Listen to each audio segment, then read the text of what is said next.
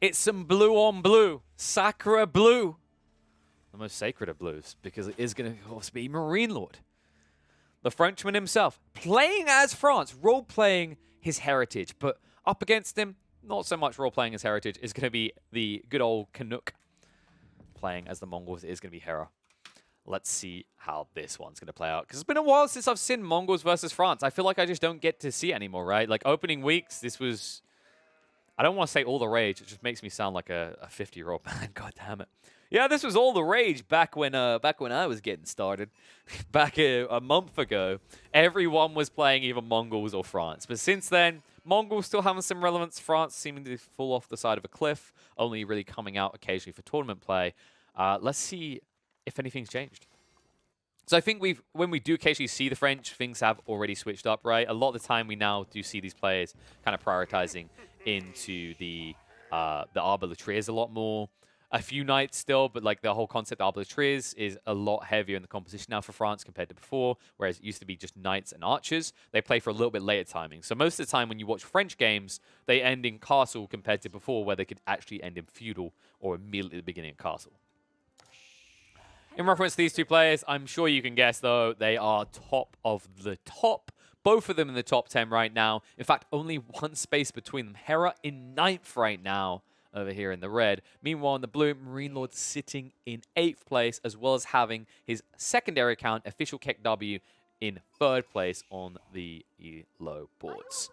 And both of them are basically 1900, right? So Hera's 1895, Marine Lord at 1900, and then that Official Keck W account 1940. Still no one cracking that 2K mark, though. I say give it a month. Give it a month, and we're probably going to see it. See who the big brainer is. But yeah, in terms of games played, though, Hera has as many as Marine Lord has on both those accounts, by the way. Marine Lord has 252 games on one and 211 on the Official Keck W. Meanwhile, Hera has 490 games played on this account. Remember, this is also a lad who's spent time in AoE 2, right? Because I believe he was in King of the Desert, and he has been grinding a decent amount of AoE 2 alongside AoE 4. So that's impressive. I think Marine Lord has also still been streaming StarCraft, but of course, has been pretty hard jammed into the Age of Empires 4 mode, right? With the performances in tournaments, definitely feeling like he could actually make a lot of moolah here. And he's definitely been impressing and making a lot of fans here in the Age of Empires universe. In terms of opening, looks like we are going to get the early aggression coming out of Hera. Understands that being the Mongol in this matchup, his opponent can't actually even try to get aggressive until he's up in the feudal. Because remember, as the French, although you could have access to a racks, when do you build a barracks early on as the French? When you misclick, maybe? Usually, the only time I see a barracks being built by the French is when you're on a water map and it's next to a river because you accidentally clicked on barracks instead of docks. Outside that, yeah, never. And remember, these horsemen move very fast. 1.88 tiles is going to allow them to move across probably quick enough before you even start to get your School of Cavalry complete. Probably won't be able to actually harass you. Maybe if your opponent built it on the forward side. But most players I've seen so far, and Marine Lord is smart enough to know this as well, you build your first military building a little bit behind, right? Just in case you come under fire. If you're up against someone like Mongols, you should show that respect. And that's exactly what he does by placing this School of Cavalry behind his TC and thus further away from the front. Vision game from Hera. Marine Lord should have seen him, though. Nothing he can do to react just yet. He's going to have to be ready to pull back those lines. He only sees the Khan, though. And that's the sneaky part. Hera, he done this on purpose. He pulled the horseman further around so that you couldn't see. And if he's smart, he might be able to actually run this in before he's seen. Yep, here we go. Charge in. He'll get 1 or 2 villages for this. Maneuver arrow to get them in even quicker. Stabs onto them. He needs to actually maybe just poke at the School of Cavalry builders here. Choosing not to do so, though. But he does keep him off the gold. This is important, right? Because it's going to slow down the rate at which you push out knights as soon as you tech up. In the meantime, Khan's going to continue to snipe onto that villager. And you could even try and poke occasionally and force a garrison and retreat, but he doesn't want to risk losing these troops. Instead, he's going to try and raise the mine slowly. There you go. Stabs in. Needs one more hit. Oh, no, he can't get it. He dies just before it follows through. So both horsemen are going to be lost here. And in the end, School Cavalry will go up. So early pressure, not really what Hera was looking for. You'd want a little bit more out of that. You want to snipe 2 villages maybe for that horseman investment. Unable to do so. And it means that now, being teched up ahead of Hera, they don't actually care about this Khan right now. He only hits for 2 damage. I keep hearing typing between these two. There's some smack talk, I know it. More horsemen though, here they come. It's almost like Hera's giving the heads up, just so you know, that's not all I got. Just slaps the gauntlet down. And this is frustrating. You can get a knight out and that's it, right? You need to get on that gold line very soon. There you go. One knight should be enough to back him off for the moment. And not able to keep in charge range. One of the big benefits of the horsemen, of course, they move too quickly for the royal knights. So this should lead to the end of Hera's aggression. I don't expect him to push out more horsemen. I think this was a reasonable start, keeps the pressure on, and this is what he was looking to do. He wanted the space to do this, go to Silver Tree. Something that I think I've seen Hera do a lot more than other players as Mongols, especially on French Pass. This guy's obsessed with trying to find a way to make Silver Tree work. It could be a dangerous investment against a cavalry raiding civ such as the French, though. We'll see if it pays off. Horsemen having a bit of a hard time. And in the meantime, scouts now coming out. So Marine Lord's showing his intent already. Is building the mill, already researching the pro scouts. He's going to look to cover up all of these carcasses. Not necessarily going to see the same out of Hera. Hera does have that option, and I wouldn't be against it. But with his tech up, keep in mind that a lot of his resources are going to be going into the caravan line. And in food, he might just try and sustain in the meantime on the sheep carcasses. Oh, no. No. No. Marine Lord, how long can you do this? Okay, he's going to force the Silver Tree to be dropped. That was going to be a big deal. Because you can see Hera, he's trying to move away to get a longer route to gain more resources. Remember, folks, with these caravans, with these traders, the longer they travel, the more they return. And it's based on the length of the map, right? So percentage-wise, gets you more gains. So he was trying to shift closer to the corner before he started pushing out the traders. But able to get down next to Uvu in the end, and that's the bigger deal, right? He wanted to kind of be out here and then using the Uvu. A little bit extra value, because when you start, you want to have it next to the Uvu for the double production of traders, because it can be pricey, right, with the 75 wood and 37 gold. But if you have the Uvu in range, you just spend 112 stone for that second trader instead. And at the same time, you double up the rate at which you reach those trade margins, right, when you actually want to get up to that kind of point of equal and then beneficial returns, right?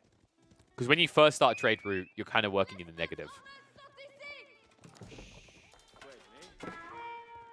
And that does mean that you could be weak for the first few minutes. And Hera, remember, this wasn't done blindly. Like he didn't get away with it. He didn't sneak this in. Marine Lord, he had the scout over here. So he understands that his opponent went Silver Tree. So he understands that his opponent is playing a very greedy opening. And it might be that Marine Lord looks to punish that and heavily invests into the Knights, which is what he's starting to do. I think four scouts should be enough to grab up most of these carcasses. I think the other thing is because you did see your opponent went into the Silver Tree, you're less likely to see him go ahead and get the pro scouts just because you need all that gold that we just talked about, right? Like per caravan, you know, not that much, right? 37 gold per trader. The point though is that you need every bit of gold you can get to ramp up to like a return on investment point, which means you have no time to save 275 gold to invest into pro scouts instead.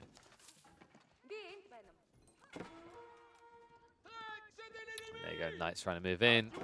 Spearman already coming out. Outpost network, meaning it's going to be very hard for Marine Lord to sneak in unnoticed as well. And it might be tough to find raiding points. However, if you get enough of these Knights, keep in mind like the greedy aspect of this, where it feels really wonky for a lot of Mongol players who have attempted it, is you don't just have to Spearman to protect your trade. You actually have to protect your eco at home as well. And that means you could actually get split on the attention front, like drawn two ways at once, and then you have these very static spearman units that aren't able to gap close because they don't even have the yam at this point in the game, remember, because that's what you sacrifice. Going for the silver tree, you don't have access to the yam movement speed from the deer stone. I do like this idea coming out of Hera, though. So Hera's whole concept here is he understands that if he just sits back against French knights, he's going to be reacting all the time. He's going to be forced to take losses occasionally because there's only so many things you can manage, and you are playing up against a top 10 player, so you have to expect that your opponent is going to play to that level, right? So what he does instead is he's sneaking a small spear battalion around the back towards Marine Lord's eco lines, where he won't be paying attention. The problem is Marine Lord is scaling so well, already going up to the castle, and Hera not ready for that yet. Remember, a lot of his gold going back into this investment right now, trying to get the silver tree to a sustainable point. And it looks like, yeah, it's got there. There you go. Above the 7 mark, you can now see he's going to start returning all kinds of resources, food and wood, as well as the gold. But right now, due to the length of it, it's quite pathetic at only 45 gold per return. So Spearman chasing in. Moving away, Marine Lord will get off the goal line, and I think this move is too late. Hera, I think he believed that he was going to do this quick enough to prevent the castle age up, but he should scout out in a moment, but he's wrong. But he can't get close enough, so he doesn't even know it's there. This positioning is so intentional by Marine Lord, it's fantastic. He understands that his opponent, like right now, less likely to play into the fold, but if he wraps around the north, which is what Hera wants to do because he wants to block your gold lines, then he's going to come from the north and he's not likely to spot into your base and see the guild hall with this positioning. So damn well thought out by Marine Lord. Ensures that his opponent won't know what's coming until it's complete. Now Hera moving in. Looking to stab one of these villagers, won't be able to reach. And the wall on the side to make sure he can't flank round now. It also means he has to pull under the TC to try and reach where this new gold line is. And that becomes frustrating as you can see Hera quickly just losing the spearman one by one. Although a few villages being lost from Marine Lord, so not very optimal for him. He can afford to lose a few, mind you. He's playing France. Remember, they do produce these villages quicker than other civs do. So definitely not a catastrophe for him, especially considering he's still going to complete the guild hall in a few seconds. Meanwhile, on the other side, no deer access now for Hera. I think this is what we call an oh dear situation. I'm getting worse with every video. So yeah, 5 knights here. And you can see he's going to have to mirror him, but if Marine Lord wants, he could easily split this into 2 groups, and he could cycle in. And these knights will slam down these traders very quick, and that's why he goes in now. And he baits him with the brace, and allows him to move straight on the trade. And there's so many traders exposed here. He'll try and chase him down now with the spearman, but they're already getting their value on these knights. And when you turn around, you're going to lose 2 or 3 more. It looks like he'll back away, though. He's not going to get greedy. He's happy with that. Just snipes out 2 or 3 of them and moves away.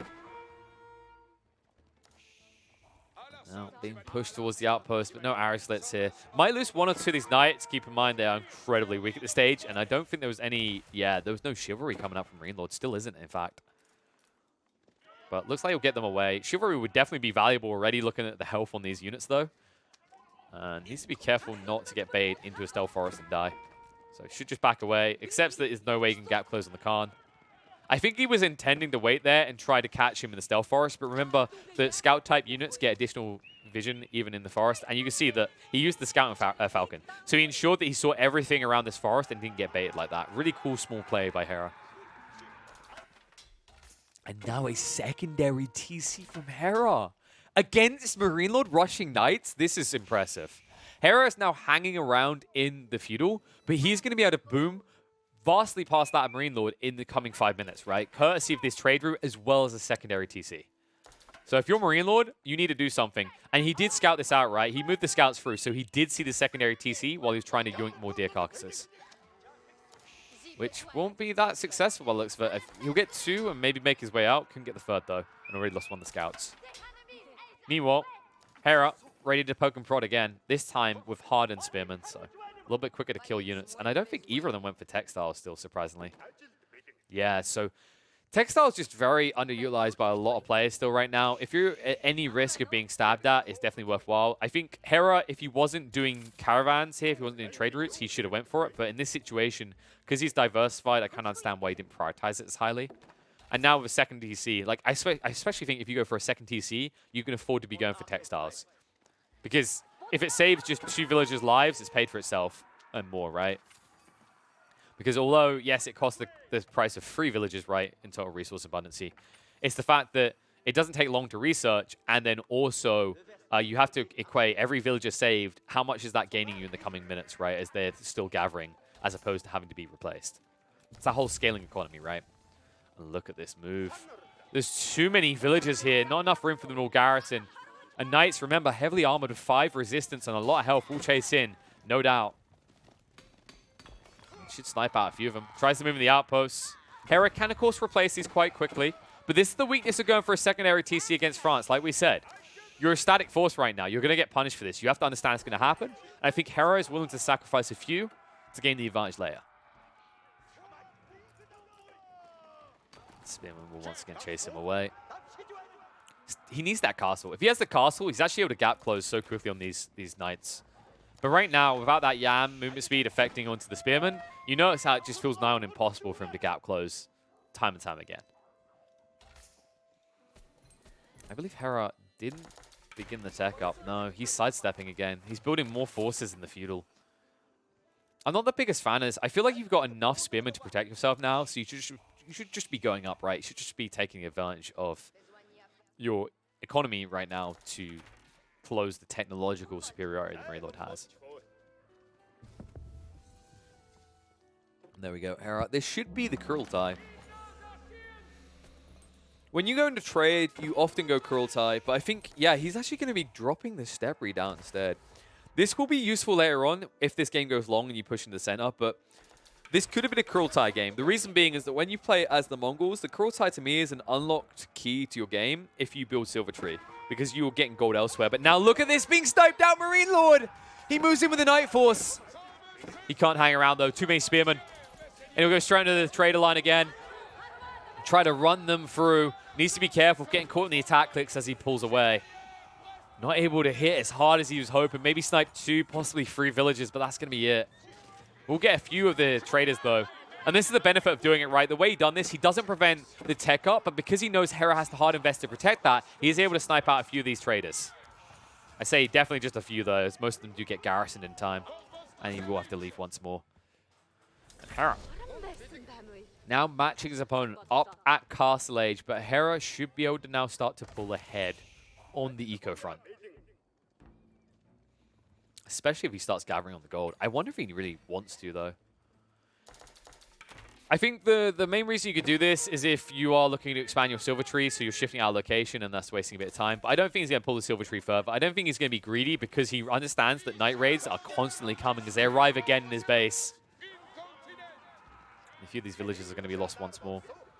In range for the charge. 1, 2, tap.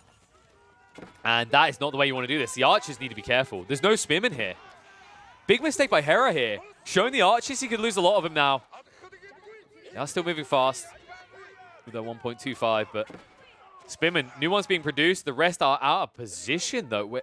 Oh my god, he ran them over again. He was trying to raid into Marine Lord. And Marine Lord beats him to the punchline. Damage done here. Good trades for the Knights as they eviscerate several of the villagers and the traders, as well as a lot of the archers. So Marine Lord definitely happy with this trade. And the anti-trade factor that comes alongside it. As now, well, you're at Hera at 14. Remember, when we checked this several minutes ago, it was 13. So he's continuing to lack the scalability behind this trade route. And that is bad. We talked about how this is diminishing returns at the beginning, and it's a long-term investment. You need to cycle up to that 30, to that 40, because then you get surplus coming in each minute. You're able to channel out strong units out of several racks or archer ranges or whatever at once. And right now, he's struggling to hit that mark, and I think that's why he dropped the step readout, because he's paranoid he might need that fallback plan of going back to mining gold himself. But for the moment, hasn't resorted to it. However, Marine Lord has resorted to a ram and resorted to getting his own archers. Archers to counter out the spears and open up that veteran archer line to his knights. And this is going to be a problem. The ram's coming in.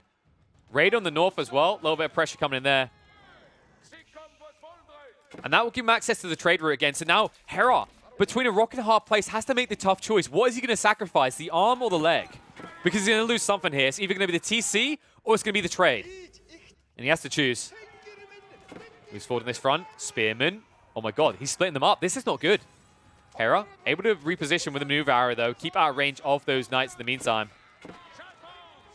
However, that maneuver arrow only lasts a few seconds, and that allows the gap close. Now they're in, and they're causing congestion. The trade route, the Silk Road is being blocked. He will garrison plenty of them in, but now he's going to lose the archer army. There's not really anywhere for them to hide. And in the meantime, the Ram working on the TC. This just might start to smell doom and the end of Hera. He's losing the scalability. He never reached that influx of trade. And also now the secondary TC being shut out is not easy to replace, remember, costing 900 wood for the Mongols. And now in on the wood lines, the Anarchy. Hera. It was looking good for a moment, but he gets shut out by the simplest of strategies, the oldest trick in the book. As Marine Lord, he scrolls through, he comes full circle. It's back to that French Night Rush, and my god, is it too powerful for the Mongol player here. Oh, man. You know what? I don't mind seeing it. I'm gonna say it. I don't mind seeing it, guys. It's been a while since we've seen some Night Rushes, so I'm okay. I'm actually fine with seeing some French Knight spamming every once in a while, right? A reasonable dosage. It's the Rus archers we're getting sick of. So really well played by Marine Lord to identify that. Nice defense on his economy early on. Nice attempts by Hera to get active. I think that's an amazing play by him, even though it doesn't work, is that a lot of players play to survive instead of playing to win. He's playing to win, and alongside it, if you win, you survive, right? By harassing his opponent. If you build units early on, use them. If they're just sitting there defensive, if they're just sitting there doing nothing, your opponent's already winning because he's forced you to do something that you're not actually getting value out of. It's just a preemptive, right? It's just an insurance policy. And, well, in most games, like there are certain games where you need that insurance policy, but in most games, if you play heavily into the insurance policy, it's a scam just like when you get insurance on a rental car at the airport. And that's exactly what happened here.